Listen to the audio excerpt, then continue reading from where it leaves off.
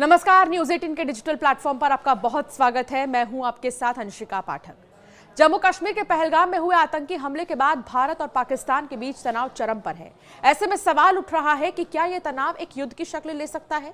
इस बीच रूस ने ऐसा क्या किया जिससे खतरे की आशंका और गहरा गई। आपको इस वीडियो में विस्तार से बताएंगे, पूरा वीडियो ध्यान से देखिए। रूस ने अपने नागरिकों के लिए एक असामान्य यात्रा चेतावनी जारी की है, एक एडवाइजरी जारी की है जिसने दुनिया का ध्यान अपनी ओर खींचा है। रूसी विदेश मंत्रालय ने 25 अप्रैल को अपने नागरिकों से पाकिस्तान की यात्रा से पूरी तरह से बचने की सलाह दी है, जिसे विश्लेषकों ने एक दुर्लभ और गंभीर कदम बताया है।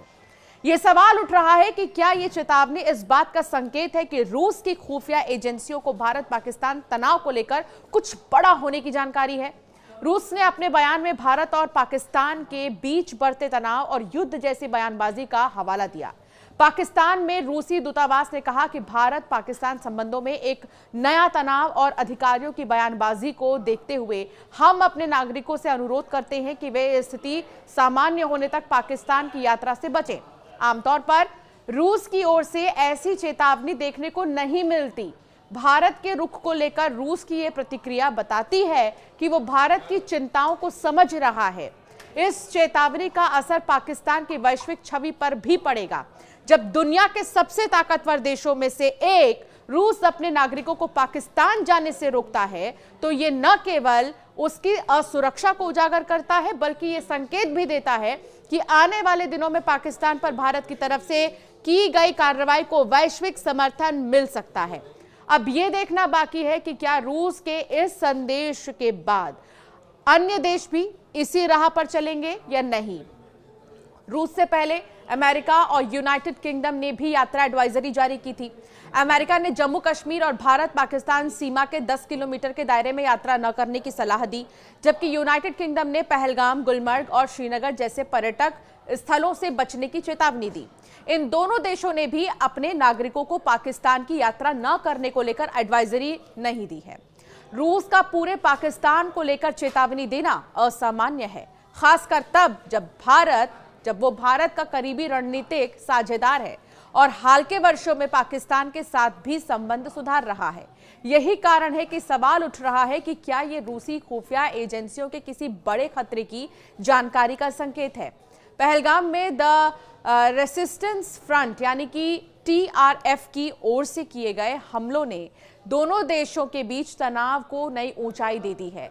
भारत ने जवाब में सिंधु जल संधि को निलंबित कर दिया, अटारी वाघा सीमा बंद कर दी, पाकिस्तानी राजनयिकों को निष्कासित किया और सभी पाकिस्तानी नागरिकों को 48 घंटे में भारत छोड़ने का आदेश दिया। पाकिस्तान ने इसके जवाब में भारत के लिए अपने हवाई क्षेत्र को बंद कर दिया और व्यापार निलंबित कर दिया।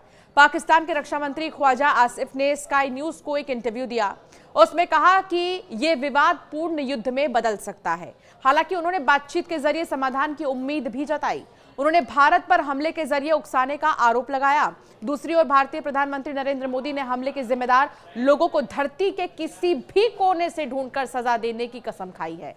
आपको बता दें कि पाकिस्तान ने एक बार फिर कबूल लिया है कि वो सालों से आतंकियों को पालता पोसता रहा है।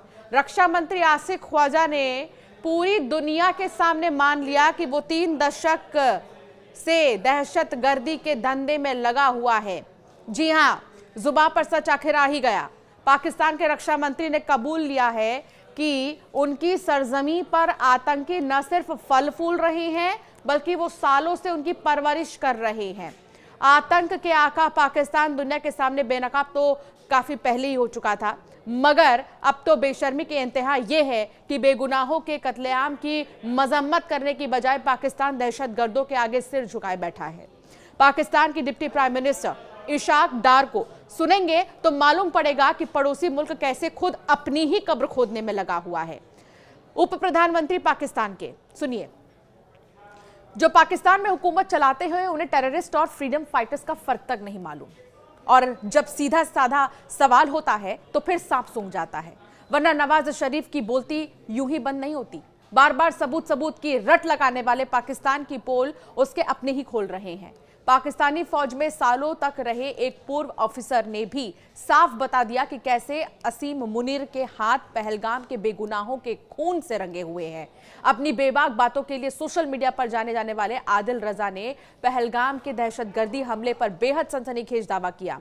अपने खुफिया सूत्रों के हवाले को देते हुए आदिल रजा लिखते हैं कि जम्मू कश्मीर के पहलगाम में हुए आतंकी हमले के पीछे पाकिस्तान की आर्मी चीफ जनरल असीम मुनीर का हाथ है। असीम मुनीर को अच्छी तरह से पता है कि भारत और पाकिस्तान के बीच परमाणु संतुलन होने की ही वजह से भारत कोई बड़ी जंग नहीं छेड़ेगा, लेकिन एक सीमित जवाबी कार्रवाई जरूर मुमकिन है। ऐसे में पहलगाम हमला एक सोची समझी चाल नजर आती है, जिसका मकसद पाकिस्तानी जनता को भारत विरोधी और कश्मीर समर्थक एजेंडे पर लामबंद करना है। जब हार सामने खड़ी हो और फौज से लेकर सरकार लाचार नजर आ रहे हो, तो फिर पाकिस्तानियों को परमाणु हथियार ही याद आते हैं। पहले से ही अपनी हार मान चुके पाकिस्तान से इस बार भी परमाणु हथियार की गीदड़ भभकियां सुनाई दे रही हैं। घबराहट और हड़बड़ाहट में पाकिस्तानियों के दिमाग का मानो फ्यूज उड़ चुका है।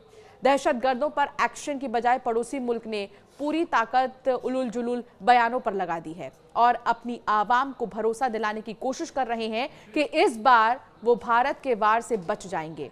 लेकिन हकीकत तो यह है कि मोदी इस बार पाकिस्तान के साथ क्या करने वाले हैं, इसका अंदाजा लगाना मुश्किल ही नहीं, नामुमकिन है। आपका क्या मानना है इस मामले पर, हमें जरूर कमेंट कर बताइए। ऐसे कई वीडियोस के लिए हमें सब्सक्राइब करना ना भूलें।